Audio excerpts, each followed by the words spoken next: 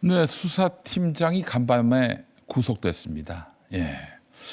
자, 이런 가운데 어제 최욱의 매불쇼에서 최강욱 전 의원이 나왔는데 보안 수사권 완전 폐지를 주장하면서 경찰이 보안 수사를 하지 않을 경우 검사가 언론에 알려서 문제를 제기하면 된다.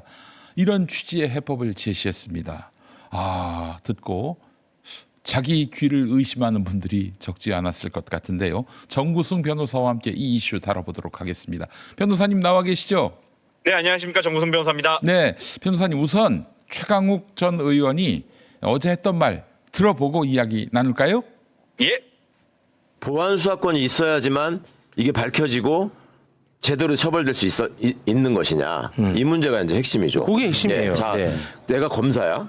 이게 왔어요. 네. 그래서 젊은 친구가 여고생을 살해했어. 근데 보니까 이걸 끌고 다니면서 뭘 저기를 한 것 같은데 분명히 이게 성범죄와 관련이 없을까라는 생각을 할 수밖에 없어. 네. 그러면 경찰한테 어떻게 합니까? 보안 수사 요구를 해. 이거 성범죄 부분을 확인해봐라. 그리고 추가 증거를 수집해라라고 해. 근데 경찰이 자기 그 동료 경찰 선배의 아들이 그렇게 했으니까 그거라도 좀 빼주려는 걸로 수사를 안 해. 이런 상황이잖아요. 그렇죠. 지금. 네. 그럴 때 그러면 검찰은 저 안 하네? 그러면 손 놓고 그냥 말고 끝나는 거냐. 또 어떻게 해야 돼요? 그런 상황에서 현행에서 예를 들어서 지금 상황에서 보안수사권이 완전히 없는 걸로 그냥 폐지됐다고 쳤을 때 내가 검사면 언론에 알리죠, 바로. 언론. 그러니까 내가 공식적으로 문제를 제기하는 거예요. 근데 공개적으로. 강제 수사권이 있는 수사기관에서 언론을 한 번 더 거친다는 거는 조금 이게 너무 수고로운 거 아닙니까? 근데 제도가 있는데 그 돌아가지 않으면 그러니까 그렇게 해서 알려서 이거를 지금 경찰이 수사를 안 하고 있다. 그건 뭐 최후의 수단일 수 있는 그다음에 거기에 경찰에 대한 징계 요구나 사람을 바꿔라라는 요구권까지 포함되어 있단 말이에요. 이걸 네. 공표하는 거예요. 그러면 경찰이 그냥 그거를 그냥 뭉개고 넘어갈 수는 없어요. 예, 또 다른 의미의 압도적 재미의 매불쇼인 것 같습니다. 변호사님 어떻게 들으셨습니까?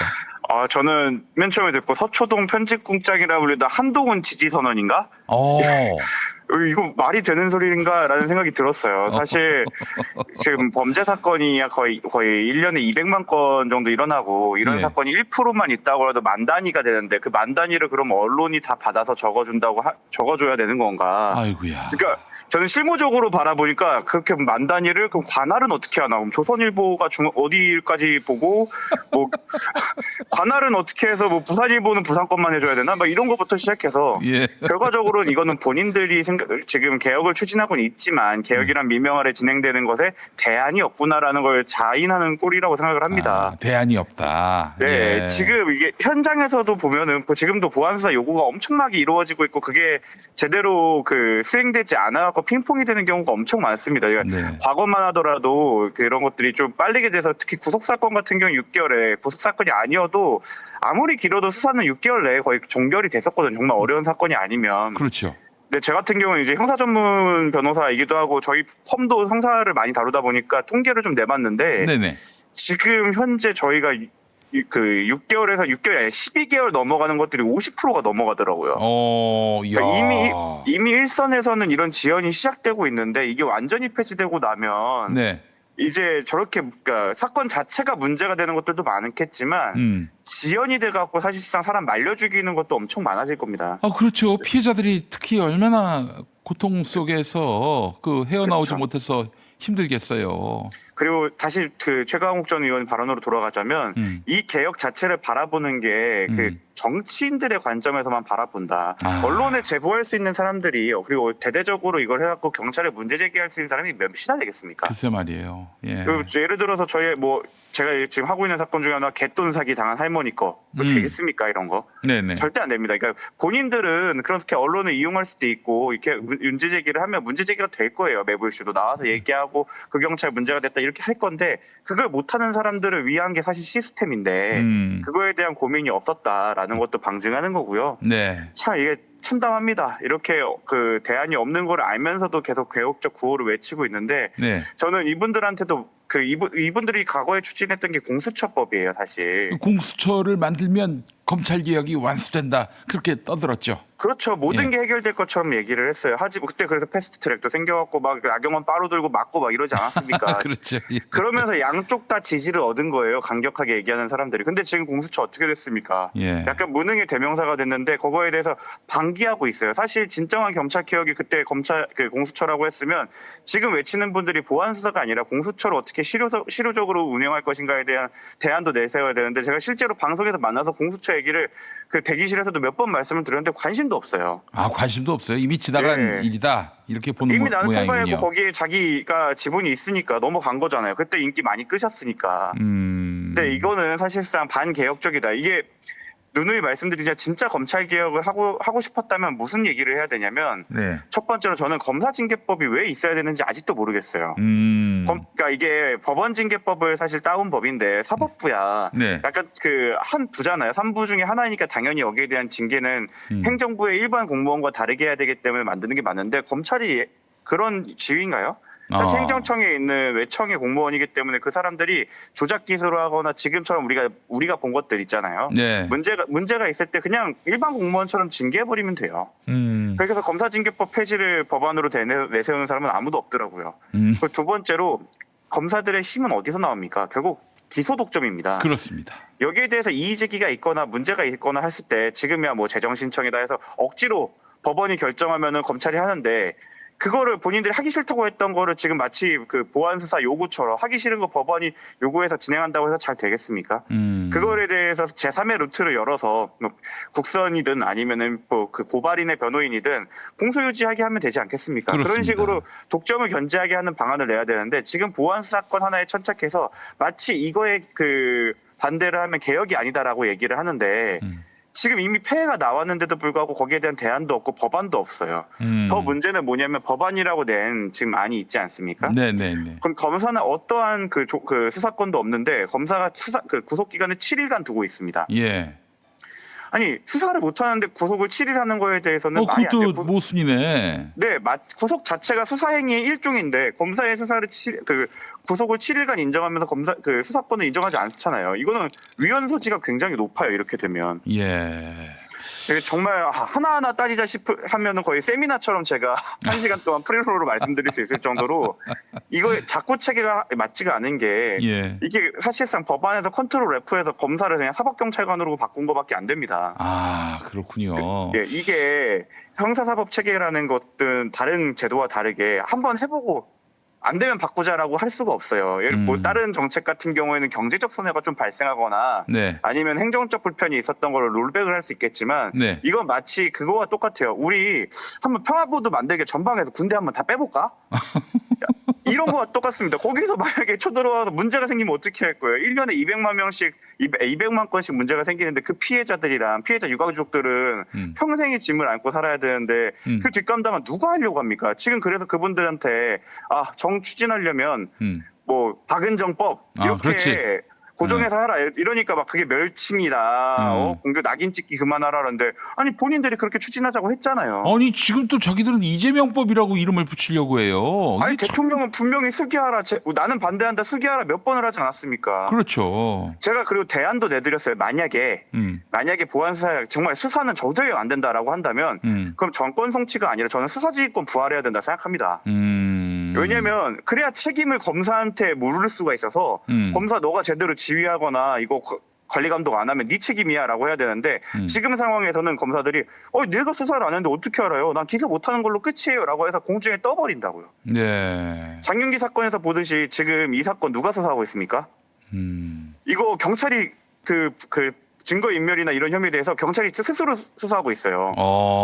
그 구속영장은 그러니까 신청해가지고 검찰이 받아서 어제 수사팀장이 이제 구속이 된 거군요. 그렇죠. 예. 지금 그 루트대로 되고 있는데 왜냐하면 경무관 이상만 공수처가 수사하게 돼 있어요.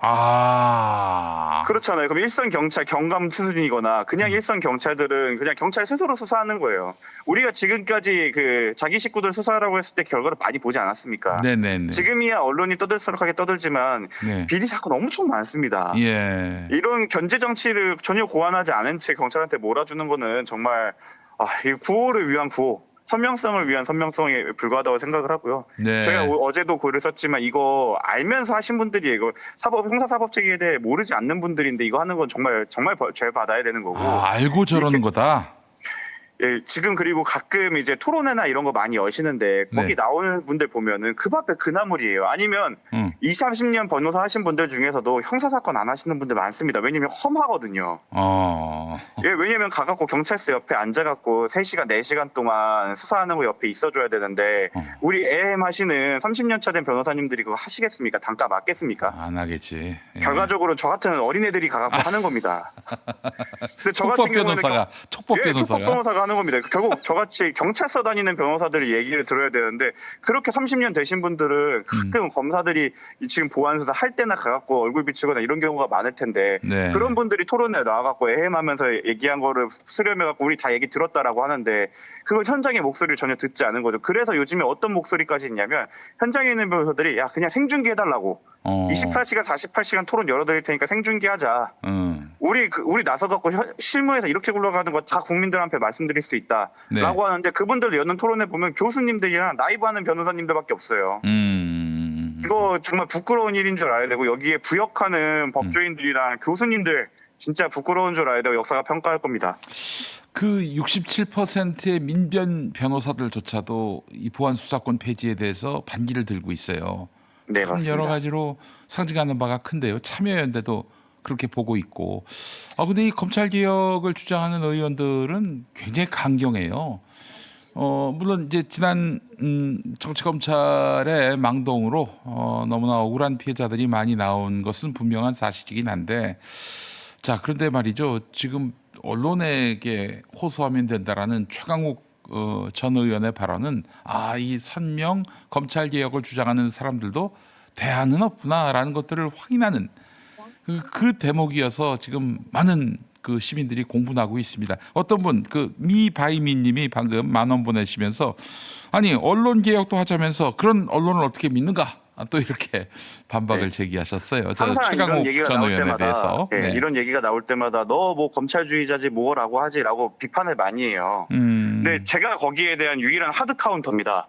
저는 사무실이 경찰서 앞에 있어요.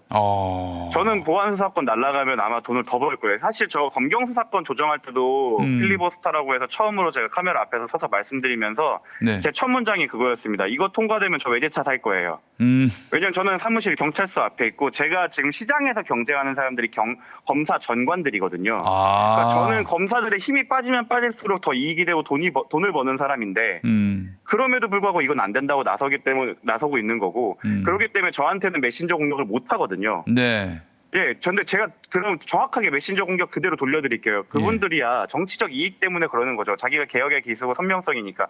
우리가 어떻게 박은정 의원이 이러면 이렇게 잘 알게 되겠습니까? 검찰개혁 원툴 아니십니까? 검찰개혁 이슈 말고 그분이 대한민국 그 국민들을 위해서 어떠한 의지를 낸 걸 들어보셨나요? 법무부 장관한테 바득바득 얘기하면서 소리 지르는 걸로 낙인이 찍혀져 있지만 네. 법무부 장관이 지금까지 뭐 형사사법에서 예. 사실 막 열람 등산 비용부터 시작해서 정말 자잘한 것부터 개혁 많이 하고 계시거든요. 네네. 그래서 그런 사람들은 그런 정치적 이익을 얻고 있고 저희 매불쇼 오늘도 뉴스공장에 쪼르르 달려나간 게 경찰대 출신 변호사입니다. 재판 한 번도 안 해보신 걸로 추정되는 분인데 예. 그분들이야말로 자신의 이익을 위해 움직이는 게 아닌가요? 실제로 지금 저희 로펌 업계에서는 경찰대 출신들의 그 몸값이 천정부지로 뛰었고 그거는 사실 좀 오래됐어요. 수사권 조정 때부터 경 간부들의 몸값이 엄청나게 뛰었고 그렇기 때문에 아까 그 언론에서도 이런 비리가 이미 있다. 로펌에 이미 소속돼서 활동하는 경찰들이 워낙 많다. 라는 것들이 오고 가는 겁니다. 저 가끔은 진짜로 이제 제가 조직범죄 같은 데 가면 수사관이 저한테 이렇게 얘기하는 경우도 있어요. 전화 좀 그만하라고 하세요. 알아서 해드릴 테니까. 이런 현실이 있습니다. 예. 근데 이제 그런데 이거에 반대하는 사람이 B다, 이익을 위해 움직인다라고 하는데 그거를 얘기하는 사람들이 어떤 이익을 위해 움직이는지 한번 정확하게 국민들이 판단해 보시면 저 사람들이야말로 진짜 이익을 위해 움직이는 거고 저야말로 지금 제 밖으로 깨고 있는 거예요. 그래요. 그 우리 정구승 변호사님의 뭐 진정성을 의심하는 건 분명히 아닐 테고요.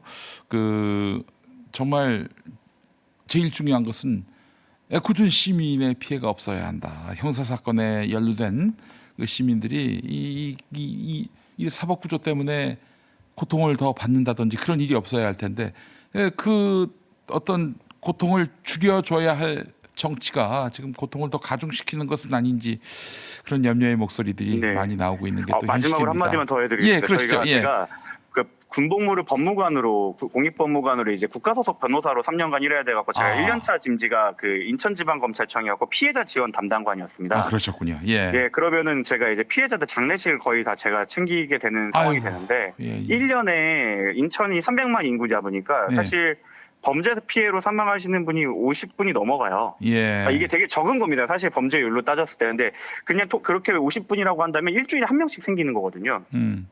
이분들 한 명 한 명이 억울함이 없을까요? 이분들에 대해서 다 그럼 언론이 받아 적어줄 것인지. 이분들의 그리고 그 어떤 의원분들 그래요. 장윤기 사건으로 검찰이 엄프를 하고 있다. 그것 때문에 우리가 흔들리는 거 아니냐라고 장관을 다그치더라고요. 네. 근데 제가 이거는 확실하게 말씀드릴게요. 뭐 돌려차기 사건, 그 김창민 고 감독 사건, 그리고 네. 제가 이번에도 뭐 3천만 원대 사기 사건인 줄 알았더니 검찰이 파보니까 막 몇 천억대 조직 사기였던 것처럼 예. 이거 그냥 전수조사하면은 예. 이렇게 보안 수사가 제대로 없어지면은 문제가 될 만한 사건들 일주일에도 수백 개씩 나올 겁니다. 오늘 국민일보도 그 관련한 기사들이 많이 나왔어요. 예. 네, 맞습니다. 예. 이거 지금은 오히려 보수 언론이나 재래식 언론이라고 불리는 사람들을 그분들 표현에서는 많이 안 다루고 있는 거예요. 이거 보안 수사 만약에 진짜 없어지고 나서 이 책임이 대통령과 민주당에게 가게 되잖아요. 이 피해자들의 눈물 다큐가 나올 겁니다. 그리고 매일매일 신문지상에 민주당 개혁부 입법 때문에 이런 피해 생겼다라고 계속 나올 거예요. 그런 그때 흐름이고 책임은 그런 누가 질 겁니까? 구도예요. 예, 예. 예, 맞습니다. 그러고서 와갖고 그 유가족들이 눈물을 흘리면서 민주당 탓하거나 대통령 탓하기 시작하면 누가 책임질 거냐고요. 지지율 빠지고 그러면 다음 총선에서 지고 대선도 지고 누가 책임지냐고요, 진짜. 그러면은 아마 방송은 잘 되겠죠. 그분들 방송은. 예.